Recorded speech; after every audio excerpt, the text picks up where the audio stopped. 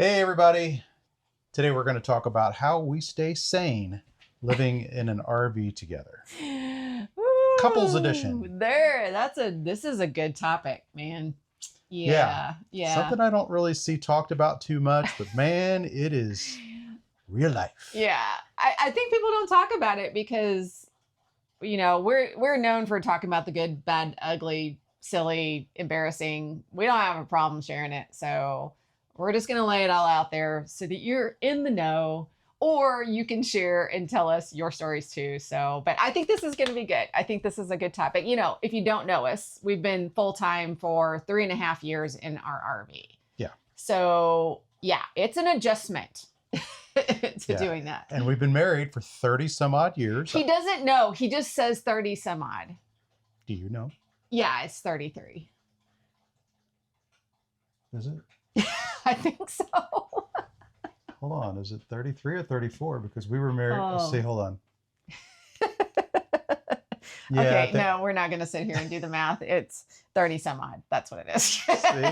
See, I made you. You were. You did not. Now you're making me guess. You were confident until I called you out on it. So we've been together since we were 15 and 16. So we're one of those rare stories of people that met in high school, dated the whole time, got married.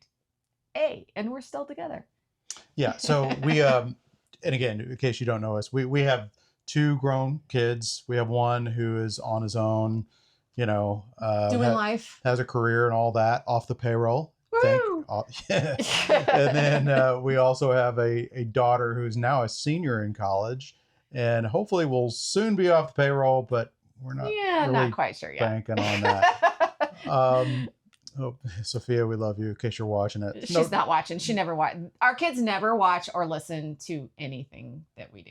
And it's probably a good thing. But their friends do. We actually have, some of their friends think it's kind of cool that we are YouTube YouTubers. But that aside, anyway, so back in 2022, we did go full time in our RV after becoming empty nesters. We took our daughter for her first year to college and we dropped her off, and then we were now empty nesters and full time RVers all at once. And we thought, oh my God, what have we done? Yeah. I remember that drive away from the campus going to the RV park.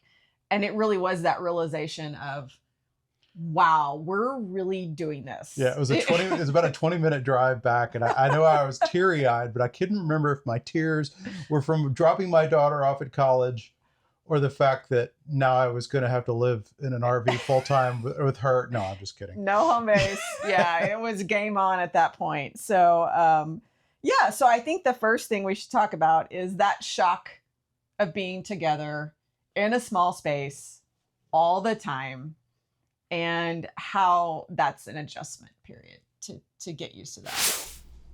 Hey guys, we're just going to break in real quick because we have a very cool event that we want to talk to you about and invite you to come hang out with us. So we love the Xscapers events. Now, Xscapers is an event that happens through the Xscapees membership, and I'll tell you more about that later. But why Xscapers is one of our favorites, and we've been to events at Joshua Tree. We have been events in Las Vegas. We have been to Bash before, which is the one I'm going to tell you about. But these are so fun to create community, hang out with really cool people, do really crazy fun stuff, and just enjoy everything about RV life all together with people who are just like you. You know the thing I like about this event the most? What? Is that we're not actually putting it on, because that would be a lot of work. So that means that we actually get to just be there at the event and hang out with you guys. That's right. You've been asking us a lot for some meetups and some camping events. So this was a great way for us to tap into one we were already going to. So let me tell you a little bit about it. It is the Xscapers Bash, and it's January 10th through the 18th at Lake Havasu. The only thing is, this is a boondocking event, so there are no hookups. So sorry, we'll try to work on one of those later, but this is for people who can be off-grid for about a week. Now, they have certain situations. They have a solar group. So if you have solar and you don't want to hear any generators, they have a general section. They have a families section. They have a singles and party section, so you can pick kind of who you want to be around. So it is so cool. So all week they have different activities, bands, games, speakers. Like there's so much to do throughout the week. It is mind-blowing. And that's why we like going so much. I have a question. Yes. Can they use generators? They can use generators. Yes. If you're in the general section, I think almost any other section other than solar, you can use a generator. So if you're not set up with a big fancy system and you just need to recharge with your generator, that is totally fine. So the thing is, you can, Xscapers is part of the Xscapers membership. I'm sure you've heard of Xscapers. It's a membership for RVers that gives you everything from discounts on products and services to education.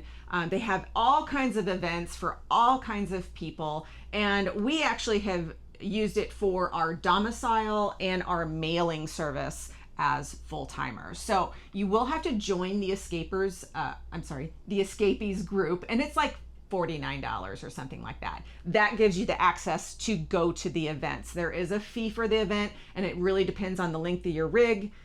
If you want to get there early, if you want to stay late, all the details are on the website. We're going to put a QR code on the screen so you can scan it. But the best thing is, if you guys go, we're going to be there and we want to hang out with you and get to know you. It's something that we have really been wanting to do. So this gives us a great opportunity. So come on out, meet us at Bash. Let's hang out and have a load of fun. We hope to see you there. Bye-bye. Thanks, Spies. Thanks, bye. Thanks, bye. We should leave that in. That's funny. Thanks, bye. Okay, so that's kind of our background. That's kind of what life used to look like before we were full-time RVers. Obviously, it didn't happen overnight. It was a long transition for us to go from that lifestyle until the point we did become empty nesters and full-time RVers all at once. But we kind of looking back on this, we kind of look and think there was this 6-month period when we were finally full-time RVers where we struggled a lot. Yeah. And what we'd like to do is kind of think, okay, why did we struggle? Obviously, we made it. We weren't sure we were going to. We had moments we did not think we were going to go. And what went wrong, and how have we fixed it?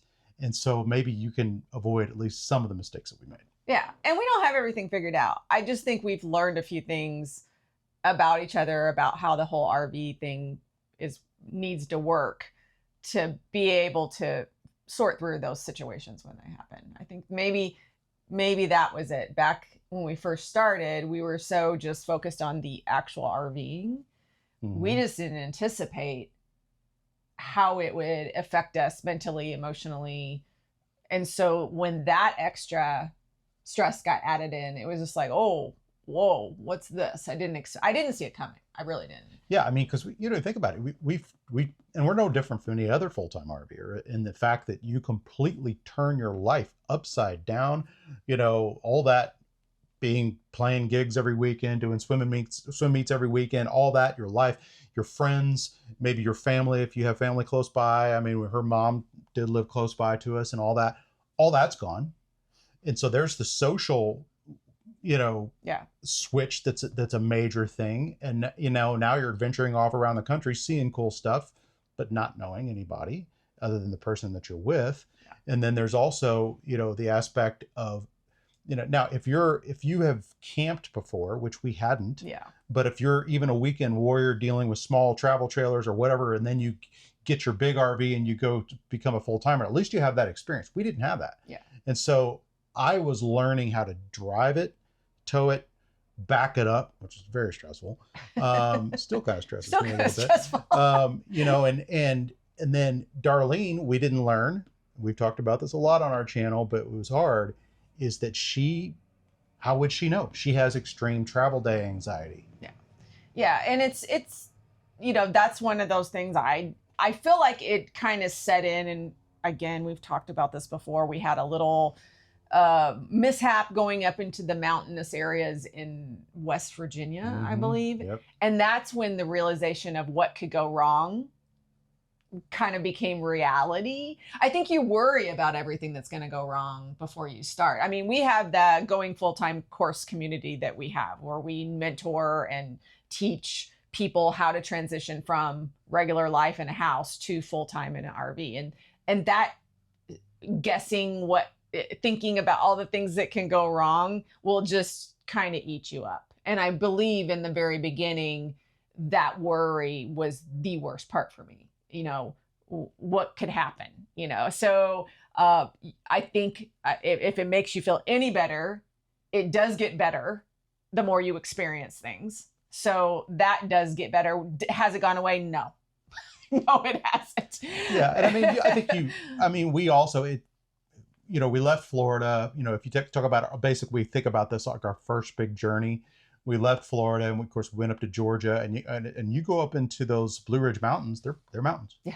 And then you keep going and you find yourself in Tennessee and all that kind of stuff. And then West Virginia, very mountainous. And so, we won't go into the whole story here. We've told it before, but we had this it was not the original plan to go up. There was a communication issue with the RV campground where one of the roads was closed to get up to the top of the mountain where the campground was, and they told us to go up the other side, and we didn't realize that the other side had this major switchbacks. And we had a 44-foot RV and a 20-foot truck. Yeah.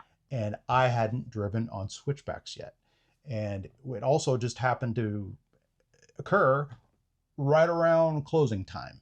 So it was like 5 o'clock. It was on a Friday. There was people going up the mountain and people coming down the mountain. And there's this bozo from Florida with this new RV that's coming up.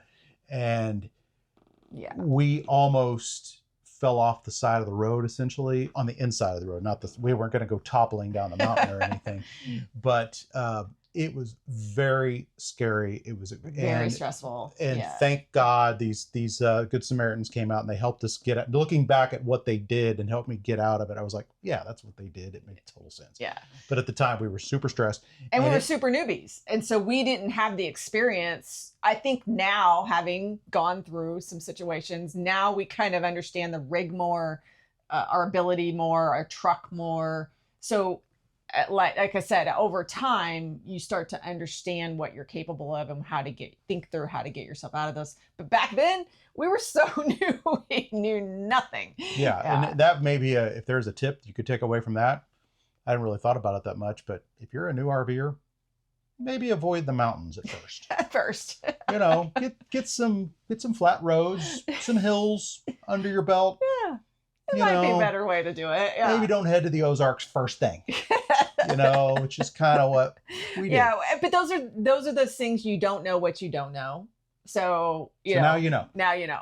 But those stressful situations like that create the opportunities for you to just really have some clashes or some stress. And I think we're a little bit better now dealing with those situations, but before you get going, you're second guessing everything. And, so it can feel a little overwhelming at the beginning, but it will get better. It won't ever go away, I don't think.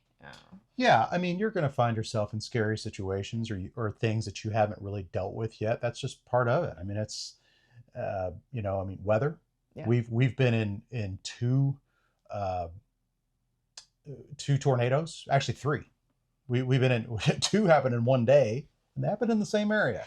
And obviously you're just praying. I mean, thankfully we were in RV campgrounds with both those situations, and we were able to go into the concrete bathroom shower areas. And so we were safe, but we didn't know if our RV was still going to be there the next day. So we've had that. We've been in like super high winds, so we've been in potential flooding situations, and had to move because it wasn't safe anymore. Make a tough decision. Because we had to completely unpack, and with our toy hauler, that was an ordeal.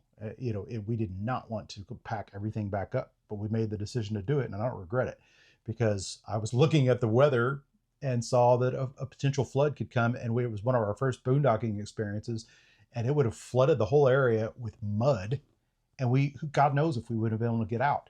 So, but that was the first and only time we've had to deal with that, but we dealt with it. So anyway, I guess if there's any bit of advice that I could give to any new full-time RVers or anybody who's thinking about doing this, would be the idea of, a religious term would be extending grace, meaning basically it takes a level of maturity, probably a maturity that I don't have, but I need to work on, which is understanding the other person's perspective as well as your own, and realizing that, when both of you are under stress, which is going to happen in your first 6 months of our full-time RVing, even if you're experienced RVers, you have still turned your life upside down, right? If you're 2,000 miles away from home, you're doing things you've never done before. And with us, we also had full-time jobs. Yeah. And that added to stress too. Yeah, 100%. Because, in fact, I think our stress levels are down now because our lifestyle has changed. We're not retired, but we're both actually working on this YouTube channel. Thank you, YouTube, and all of our followers. But, up until 2 months ago, I still had a full-time regular day job, 8 hours a day, Monday through Friday. And so that meant that we only moved on weekends. So that meant Sundays were usually kind of a drag because that was when we would have to move. So that added to the stress, and just making sure that I did a good job, clocked in on time. And so we both had that going on when we first started. Yeah. I think that also understanding there are obviously things that stress me out or make me uncomfortable that he just doesn't have, and vice versa. There's things that, make him edgy that I don't get because I don't have that. And so that is definitely one of those, you just have to put yourself, like, I know with my travel anxiety, especially in mountainous areas, I get super, my hands will be clammy, my heart will be racing, and he will be cool as a cucumber. And he has to sometimes and just be really understanding about what I'm kind of experiencing, because it's really easy to kind of go, what, just stop doing that, and you're not really helping the situation when you're not acknowledging, somebody else is struggling with something. Yeah, that's a huge one. Because the dynamic that we had at first, and I had to really come to grips with and try to change my attitude, was that realizing that she had this extreme travel anxiety, and as men, I don't know, maybe it's just me, maybe it's not all men, but with me, I kind of took it personal at first. Like she thought I wasn't a good driver. Or I didn't trust him. Yeah. Or something like that. So it would put me on the defensive. Like, why are you getting so stressed out? And I wouldn't say it in so many words, but I'd be feeling it, which was, don't you think I'm a good driver? When have I ever wrecked? Have I wrecked the RV yet? It's like all these thoughts are going on, and obviously you're going to get agitated and you're going to snap back. Whereas what I had learned over time, and after many tough conversations, if you want to call them conversations, was that wasn't it. It wasn't about my driving. I don't think that was what it was, because I always go the speed limit. I rarely ever go over 60, 65 at most. I may take a turn a little tight every now and then, and, hit a curve. I mean, I try not to, but I mean, I'm not careless as a driver. Nothing like that. It was just, she just has that anxiety. And probably what I had to do was just tell myself internally, it's not personal.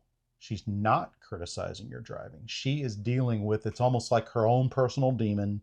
She's struggling. She's struggling. She's wrestling. Sometimes she's losing that battle. And I just need to keep cool. Yeah. I just need to keep doing what I'm doing and go, you'll be okay. We'll be okay. Yeah. And let me just say, this isn't happening every day, all the time, every time we move. It's just certain situations that I think it's worse in. I mean, mountains are tough, especially if you're going through switchbacks can be scary, but even there are some mountain passes where you're doing kind of those, I call them like blind turns, like you're coming around and you're even on the inside, but you feel like you're this far away from a cascade of rocks that you could look in your rear view mirror and you can see on the right side that, man, we are this far away. But that's all the room you have. And then, you're looking and there's a turn coming up and you can't see if there is a semi coming my way on that side. Don't know. Yeah. I guess we'll find out. And that is scary. Yeah. We don't do a lot of those. Well, I think, and that is something we can talk about here in a little bit about actual things that we do to eliminate these situations. Is through the years, I've gotten way better at looking at routes and going, I will rather drive another 20, 30 minutes to not go on a road that is going to give me the sweats for an hour, you know? Yeah. So I'm a little bit better at planning the route, maybe looking at reviews of that route. You know, if you have a smaller rig, you probably wouldn't have quite as much of that. But I know people that just have that anxiety like I do in general. So it's just like, maybe they would, but you know, especially us with the bigger rigs, it's a little harder, you know, for sure. Yeah. You know, and that's why again, here's a huge takeaway is that if we are huge proponents of using a true GPS system, not Google Maps, do not do that. I mean, we use a Garmin GPS. We have it suction cupped to our window, and it is a professional GPS. And here's why it makes total sense: is that you put the measurements of your RV, your length, your height, most importantly, and all that stuff in there, and it makes sure that your rig is going to you're going to travel well down those particular roads, and it's most importantly going to help you avoid disaster going down a road that you have no business going down. Here's the thing though, and those of you who use RV Life, it's similar to what RV Life does. We just had a few instances where the Garmin was a little bit more trustworthy than the RV Life one. So, but I think either one, it's pretty good. Yeah, I'm kind of the persuasion. I'm like, look, before RV Life or before RV, and I never heard of RV Life, but I'd heard of Garmin. I have one on my boat. Yeah. You know, so I kind of trust them when it comes to maps a little bit more, saying. But it doesn't take into your consideration your comfort level. So you can still be on a road that you're technically okay to drive on, but it doesn't mean I'm not going to feel anxious or whatever. It can still be tight. It can still be, but I just know I'm not going to hit anything. You know, I'm one of those, if I see a semi, I'm like, oh, good. Yay, a semi. Okay, that means we're good. The semi can do it, so can you.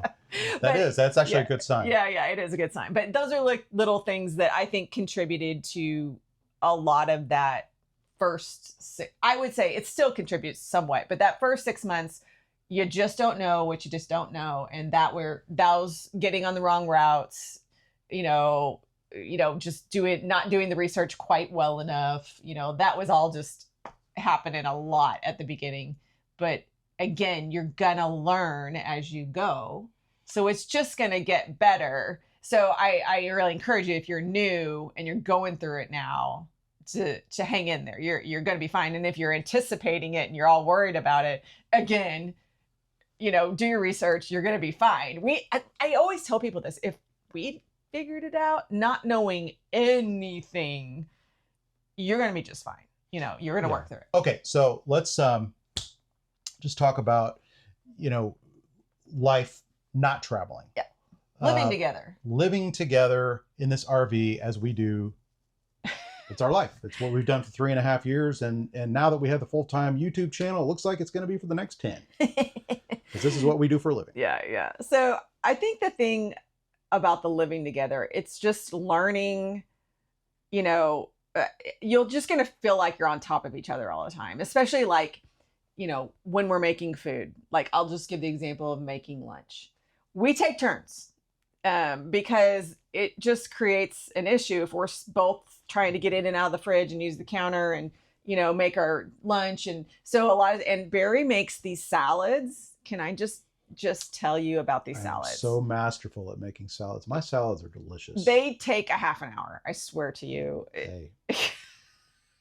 Good things. He has to chop these things take time. Each thing, it's a real slow process. And so often he'll ask me if I want to make my food before he goes in there to make his salad. I ask because I'm thoughtful. But it is. It's just you don't want to try to be in front of the mirror in the bathroom at the same time. You know, it's just like you kind of have to. Well, I have my own bathroom. Yeah, we do. That's why we picked this rig. So. Yeah, that the truth be known is the fact we did want 2 black tanks like we had in our first rig because that was important, but we really wanted 2 bathrooms. Yeah, and it was a good decision. It was, yeah, very good. So yeah, and that's the thing. If you don't have that, it's like who gets the bathroom first? Okay, it's just like it can get down to the nitty gritty of like just recently. I have just asked if I am in the living room or in the kitchen, and he might need to go into the bathroom, which he uses the one right here off the kitchen. That's kind of his. To do business, that maybe he should go to the one in the very back of the RV instead, because TMI. It is smells, sights, sounds. So, it's little things like that. It's not a huge deal. Like, I'm not super sensitive to it, but sometimes thinking a little bit more about the other person, and then having your own privacy and feeling comfortable. I think that is something you have to learn. You didn't have that in your house, probably, Yeah. So, but also just again, day to day, Darlene really likes to watch cooking shows. I mean, really likes to. True. Which is nothing new. She's been watching. I've been doing it forever. She's been watching the TV Food Network, as we used to call it, since it started. Yeah, she's an OG when it comes down to that, and she's a loyal follower. Well, it's on every day at lunch. Every day at lunch, yeah. And so, rather than I will eat lunch and I will just put my AirPods in my earbuds, and I will watch what I want to watch on my phone and on YouTube, and we're both happy. Yeah. I don't begrudge her watching the cooking shows because she is a great cook. And I think something will come out of those cooking shows that benefits him. That's right. That's right. So there's the natural trade-off. But I do think the whole earbuds thing and just being able to entertain yourself separately is a really nice thing. I love AirPods, by the way. I think they're great. But we are not I can't relate to sports households. I mean, that's just not something we've ever had in our marriage. We don't watch sports. I don't know. At all. So we don't have that challenge. So if you have that challenge, you might have to like chime in with your recommendation on how to balance that out, because that's a lot of time that if you're both into it, it's probably great together time. But if you're not, so you might have to. Yeah, I see those guys with those outdoor TVs, which we don't have one on this. We don't have one. We used to have one and we never used it. Never. In the Valor. But I do see those guys, especially like the guys with the Class A's and stuff, that watch the football outside. Sometimes the spouse is out there with him. Other times she's not. And I'm thinking that either way, it's probably intentional. Yeah. But that could be your me time too. 100%. And I think that's something that's also a great thing to understand, is to have your me time.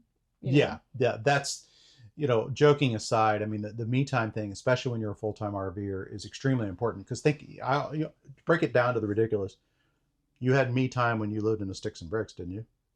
Most likely you did. Yeah. I mean, it may have, God knows what it was. I mean, maybe you had a separate den as a guy. Maybe you had, what do they call it? The man cave. The man cave. Maybe you had a man cave, and your buddy. Oh. And your buddies came over and you watched the game or whatever it is. For me, it was a bathtub and wine. I used to spend 100%. Hours in the bath. She had like permanent wrinkly fingers from taking baths all the time. But that was the way I got away from everybody. Nobody wanted mom if she's in the bath with wine, leave her alone, kind of thing. So you still have to create those moments. Like, he goes fishing, I'll go shopping. I don't mind either thing. I'm like, hey, that's just some time to get away and have a moment. Yeah, it's totally natural, because you don't have to do everything together.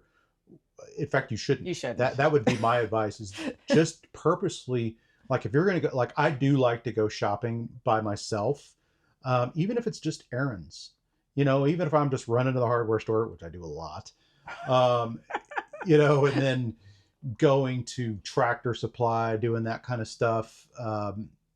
I don't mind doing that, because again, I can go out there and be by myself. I'm listening to whatever I want to listen to in the truck, and occasionally I'll go out. Like I like, look at me. I went out to lunch by myself to a restaurant that you may have not wanted to go. And That's okay. daggone it, it was good. Yeah. And I'm like, yeah, because I was still in the middle of a bunch of errands. It was practical to do it that way, but I was kind of like, wow, I haven't done this since I can remember. Yeah. So it's good to do that. But I also think another big thing for me is having a hobby. And I have since, yes, fishing, but fishing is an ordeal. It's a lot to go out and you got to time it just right. And there's a lot to it.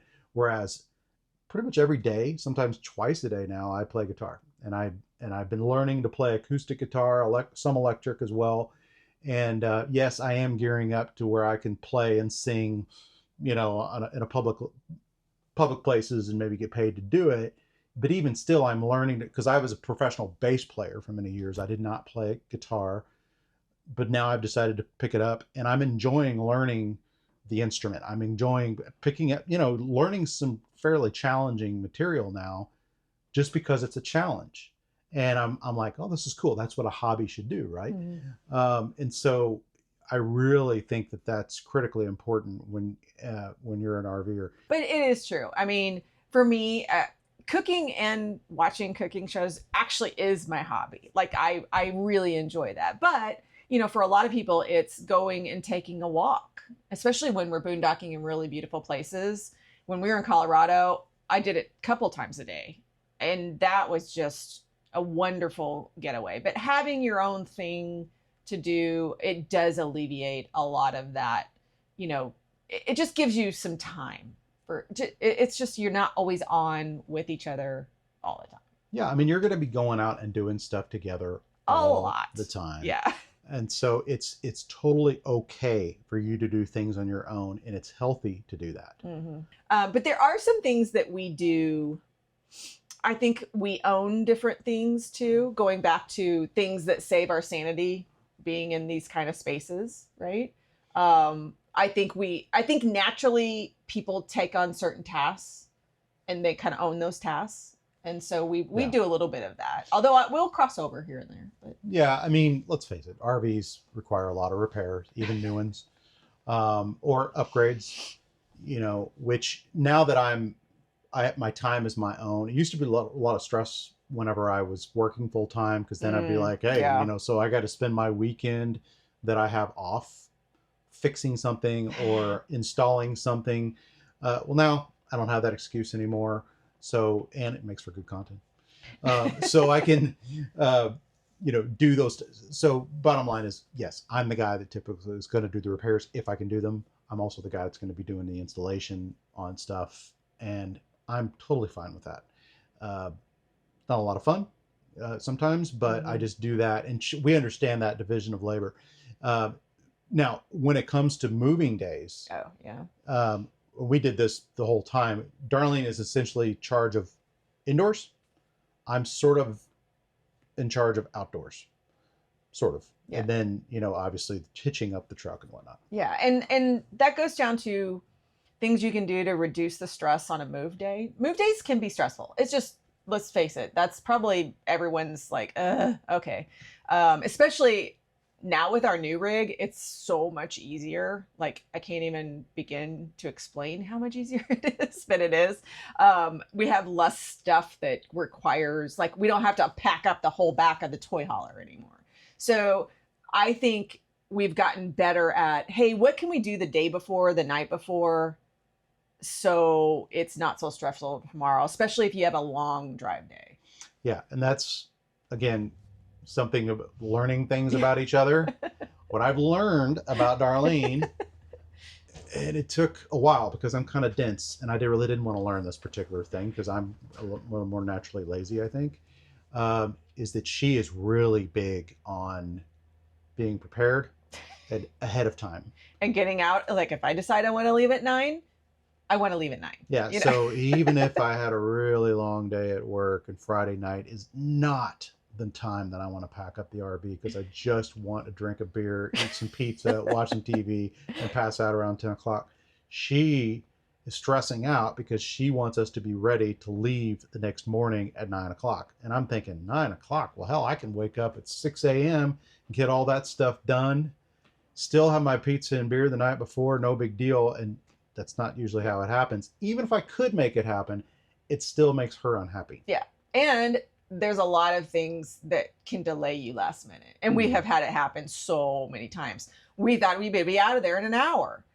And 3 hours later, we're dealing with some issue that we didn't know we had. And so it's just like, those are the things that I have learned through the years. If I'm going to have a good experience move day, do things the night before that I can, to where it goes a lot smoother the day. But I think it's also part of, you're a planner. Mm-hmm. You're obviously have more anxiety and worry issues. Plus, you also have a night vision issue. Yeah, I do. What's that have to do with anything? Well, because we try to hardly ever do super long move days, but it has happened. We never, like, driving at night is not an option most of the time, unless it just something happened and it made us that late. Yeah, I mean, she literally has problems with her eyes in that she sees like these big glow things around stoplights, so she doesn't drive at night at all.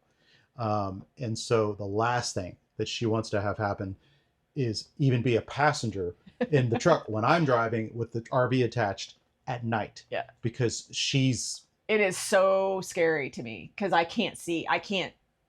It's like that, when it's raining really hard and you don't turn on your windshield wipers for a while, and it's just like you can kind of see, but it's like, oh, gotta turn the windshield wipers on so I can see. That's how it feels to me a lot of times at night. And so it's just like I can't see what's really happening. So it's just like, oh, it gives me stress. Like I might as well just close my eyes at that point. Yes, she needs to get that fixed. Yes, I'm gonna get. I'm not quite ready for the cataract surgery, but that's pretty much what it's from. Yeah, it'll be a brand new day when it happens. Then we'll be driving at night all the time. No, we won't. Not true. These are those little things that you learn, like 4 hours. That's our general limit, although we will go a little longer here and there for a travel day. It just, we're not too tired when we get there. It feels doable, but occasionally we need to go a little longer. But, it's just like learning what things create a bad experience. Yeah, like on the travel days, another thing that Darlene's been great about is that it also depends on the day. I do think that if we get a later start, it's just more. But if I start feeling drowsy when we're driving, I have to pull over. Mm-hmm. Because no amount. I mean, one thing that can make me go a little bit longer is listening to heavy metal. It's true. I just put my headphones in and I'll turn up something really loud, loud and aggressive, and that'll kind of keep me up. So like a lot of times we listen to books on audio, which is a great tip to make travel days a little bit more tolerable. Yeah, we love it. We really, we have an Audible subscription, which if you get into this, I really recommend that. In fact, I'll put the links below if you want to check it out. But having a book you really get into that you're listening to while, you can. Thankfully, we both like the kind of same. We like British murder mysteries. Go figure. Go figure. But that we just like it. But it does make a better driving day experience. In fact, sometimes we're so into the book. Like I really look forward. It's a drive day. We get to listen to our books more. Yeah, it's cool. It's cool.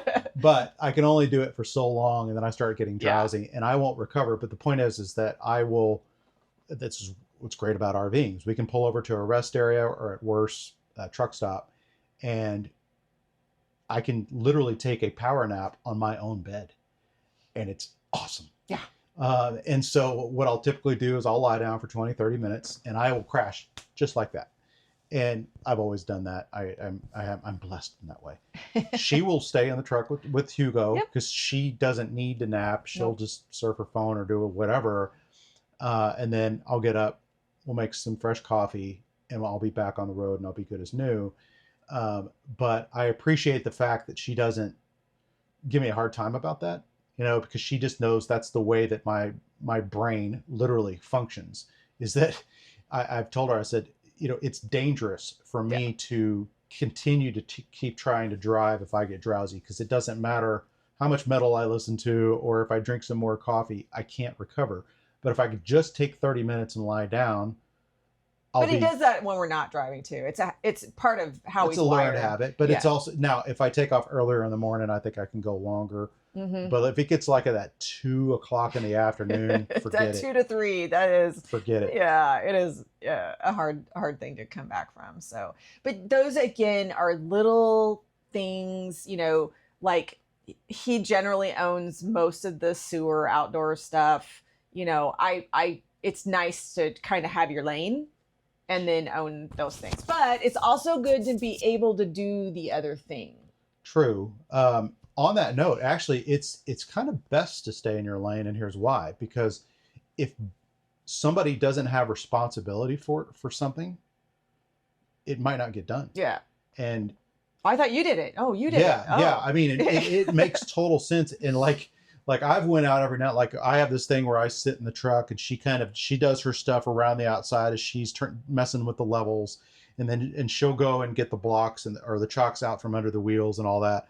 Sometimes I feel bad that I'm just kind of sitting there waiting on her, and because there's a cue that she gives me that it's time for me to test the lights or do the pull test. So I've come out and I've like tried to pulled up the chocks and stuff for her, and she's like, "What are you doing?" because I've just got in her lane, you know, like. Dude. It's kind of true. It is kind of true. I have a little system, and I just work my system, and then I tell him, okay, tug test, lights, let's go. And then I do the last checks before we pull away. And so it's just like, he has his things, I have my things.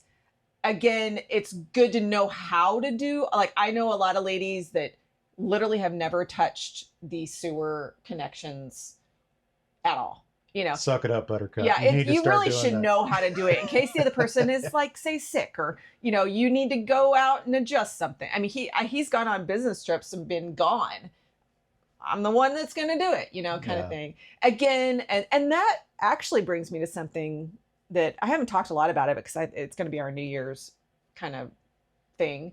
But I have a fear of driving. Towing the rig, driving the truck that tows the rig.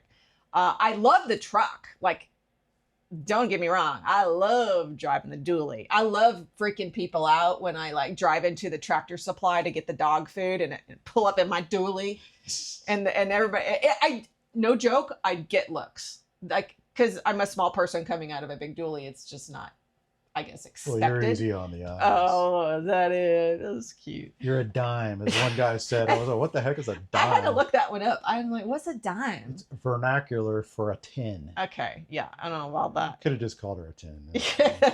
But anyways, it's just like, I love the truck. I have a fear of towing. And so one of the things I want to tackle in 2026 is it's kind of like my year of no fears.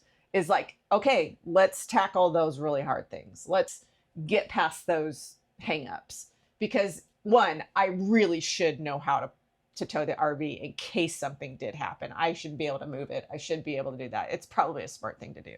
And I'm sure a lot of you would agree. Skydiving, cliff diving. Apparently that's in 2026. You no, heard it right here. I don't know that that's not the level I'm talking No? Oh, come on. I couldn't even do the top of Angel's Landing at Zion. I don't think I'm going to be able to jump out of a plane. That was probably wise. I got up there and I was like, I don't know. I mean, I probably would have done it, but it's like, why are we even doing it? This is not even worth it. So, but yeah, I think there's things that but it would help me probably understand what he goes through driving more. And I think that I'm a kind of person, when I'm in control, I have less stress. Yeah, 100%. So I think those are all things that I have learned. And I think these things would allow us to have a better experience RVing as well. So. Yeah. Okay. Right. So we covered a lot. I think that, hopefully you've picked up some tips from this. In fact, if you have some struggles or some things that you want to share, please leave them in the comments below. We would love to hear your, which things you figured out, things you're still struggling with, anything. We'd love to just, and it gives us, or have questions about. Yeah. I mean, we tell our going full-time community all the time. It's like, we give them opportunity to ask us questions, and sometimes we'll make them into another video. because they're such good things that maybe we just didn't cover it or we haven't thought about that really would help people. So I think a lot of times, especially if you're on YouTube watching this, go down in the comments and present that stuff because it could help somebody else. Yeah, 100%. So if there were some takeaways, I do think that, if anything, be encouraged. If you're just now starting to become a full-time RVer, or if it's soon in your future, or you're thinking about it. Yeah, realize that the first 6 months are going to be tough, just because it's a huge adjustment period. If you've been camping before, or doing the weekend warrior thing, hopefully the transition would not be as tough.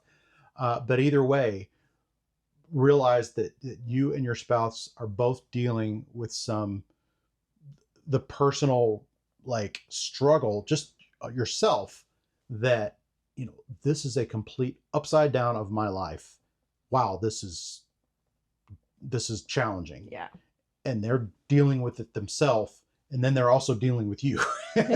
And so just realize, again, give each other some grace, give each other some slack, some space to figure it out, because it is a tough transition, but you will make it through. You just guys, I think that 6 months is really important. Yeah. And I think I want to end note on, we're talking about this because we get a lot of questions about it, because we've been through it.